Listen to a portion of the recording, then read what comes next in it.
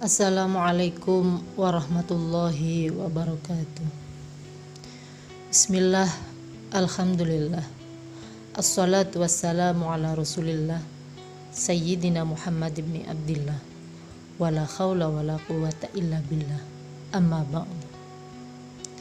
Saudaraku yang dirahmati Allah, setiap orang memiliki persepsi yang berbeda-beda dalam mengartikan sebuah kebahagiaan. Ada yang menganggap bahwa kebahagiaan yang sempurna ialah segala kebutuhan telah tercapai, yakni harta, tahta, dan wanita.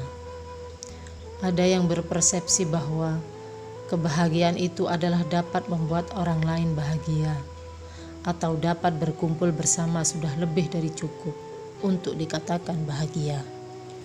Namun, kebahagiaan yang sesungguhnya bukan berarti memiliki harta yang banyak dan melimpah, ataupun dengan harta, tahta, dan wanita. Bahagia adalah di mana tempat tinggal itu dijadikan surga bagi para penghuninya.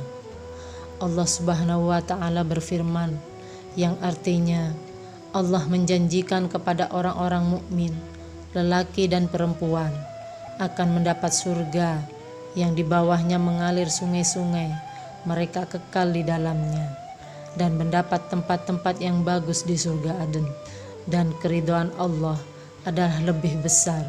Itu adalah keberuntungan yang besar. Quran Surat At-Taubah ayat 72. Saudaraku yang dirahmati Allah, kebahagiaan yang hakiki ialah suatu pencapaian di mana di akhirat nanti kita dapat meraih surganya Allah Subhanahu wa Ta'ala. Secara tidak langsung Allah meminta kepada hamba-hambanya untuk mampu menjadikan seluruh lingkungan kita, termasuk rumah kita, menjadi taman-taman surga duniawi. Rumah yang mampu menghantarkan semua keluarga kita menuju taman-taman surga yang telah diberkahi oleh Allah Subhanahu wa Ta'ala. Lalu bagaimana mewujudkan konsep rumahku surgaku? Rasulullah Shallallahu Alaihi Wasallam pernah bersabda, jangan kalian jadikan rumah kalian seperti kuburan. Sesungguhnya setan lari dari rumah yang dibacakan di dalamnya surat Al-Baqarah. Hadis riwayat Muslim. Maksud dari hadis ini ialah meramaikan rumah bukanlah dengan hal-hal yang tidak baik, namun meramaikan isi rumah dengan lantunan ayat-ayat suci Al-Quran. Rumah yang tak terdengar ayat suci Al-Quran layaknya seperti kuburan. Ini adalah salah satu kebiasaan yang dapat membentuk konsep baiti jannati. Rumah merupakan awal dari segala aktivitas. Rumah untuk sebuah keluarga membangun konsep baiti jannati bukan hanya tugas salah satu dari pihak penghuni rumah tersebut. Ayah, bunda, kakak, dan adik saling melengkapi untuk membangun konsep baiti jannati. Rumah pula adalah tempat pembinaan paling baik, karena semua berawal dari rumah. Bagi anak-anak, rumah adalah segalanya. Rumah sebagai tempat yang nyaman. Kenapa? Karena apapun yang akan kita lakukan, rumah adalah tempat ternyaman untuk mengekspresikan kegundahan dalam hati. Selain tempat yang nyaman, rumah adalah tempat untuk belajar atau sebagai sumber ilmu, baik ilmu pengetahuan umum maupun ilmu-ilmu agama yang dapat mengundang keberkahan Allah. Bahkan ilmu yang tidak dapat kita temukan dalam sebuah bangunan sekolah sekalipun, seperti ilmu saling menyayangi antar anggota keluarga.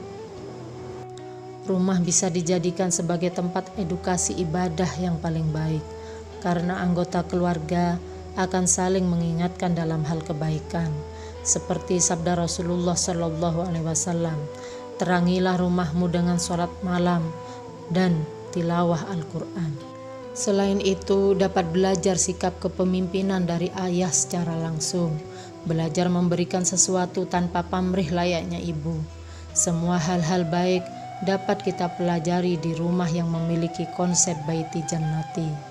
Karena konsep baiti jannati, membuat penghuni rumah merasa bahwa keluarga adalah suatu hal yang utama dibandingkan dengan apapun. Karena keluarga yang diberkahi Allah adalah keluarga yang saling menasihati dalam kebaikan, keluarga yang selalu mengingatkan akan hal-hal kebaikan, dan suri tauladan terbaik bagi umatnya telah dijelaskan dalam kalam sucinya, yakni Al-Quran. Maka sebaik-baiknya tauladan dalam kehidupan sehari-hari adalah Rasulullah Sallallahu Alaihi Wasallam. Saudaraku yang dirahmati Allah, semoga kita semua dimampukan untuk mewujudkan konsep baiti jannati, rumahku surgaku, di kehidupan rumah tangga kita, sebagaimana konsep yang dicontohkan Nabi Muhammad Sallallahu Alaihi Wasallam. Allahumma amin ya rabbal alamin. Usikum wa nafsi bitaqwallah. Walafu minkum. Summa assalamu alaikum warahmatullahi wabarakatuh.